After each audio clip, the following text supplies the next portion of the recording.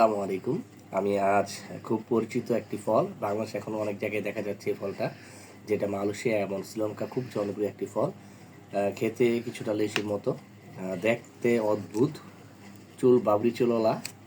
আমি এখন আপনাদের একটা খেয়ে দেখাবো, রিভিউ দেবো ইনশাআল্লাহ কেমন লাগে দেখি। এটা কাটার নিয়মটা সিস্টেমটা অন্যরকম। মাশাআল্লাহ মাশাআল্লাহ, সুবহানাল্লাহ, আল্লাহর সৃষ্টি কত সুন্দর দেখছে। খুবই সুস্বাদু। হুম হুম ছাদটা লেচুর মতো, তবে লেচু বললে ভুল হবে, লেচুর থেকে বেশি মিষ্টি।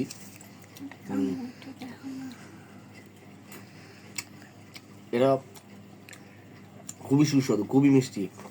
এটা 12 মাসই মোটামুটি এখন পাওয়া যায় বিভিন্ন জায়গায়, এটা এখন অ্যাভেলেবেল। এটার একটা মানে অনেক গুণ আছে এই ফলের। সবচেয়ে বড় গুণ, ফল তো অনেক, যেমন ধরেন ডায়াবেটিস নিয়ন্ত্রণ করে, তারপর স্বাস্থ্য ভালো রাখে, সবচেয়ে বড় অ্যান্টি অক্সাইড তৈরি করে, মানে বিভিন্ন রকমের যে রোগ বালাই আছে এগুলা প্রোটেক্ট করার জন্য এটা খুবই উপকারী একটা ফল। আর সবচেয়ে বড় কথা, এটার বিচিও খাওয়া যায়।